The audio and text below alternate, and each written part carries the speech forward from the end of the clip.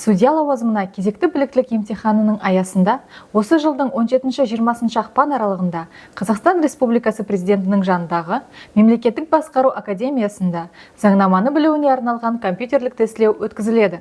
Мекен-жайы Астана қаласы Абай даңғылы 33А, Мемлекеттік қызмет істер агенттігінің ғимараты. Байланыс номерлері 74 90 44, 74 95 42, 74 95 35, 7 778 290 48 14. Компьютерлік тестілеуді сәтті тапсырған кандидаттар осы жылдың 17-20 ақпан аралығында эссе жазуға және кейс тапсырмаларын орындауға шақырылады. Мекен-жайы Астана қаласы Абай даңғылы 33А, Мемлекеттік қызмет істері агенттігінің ғимараты.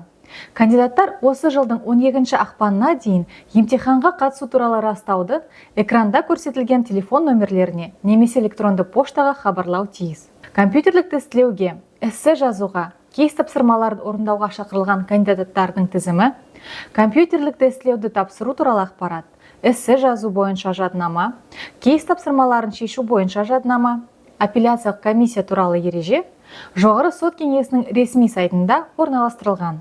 Үміткерлерге сәттілік тілейміз.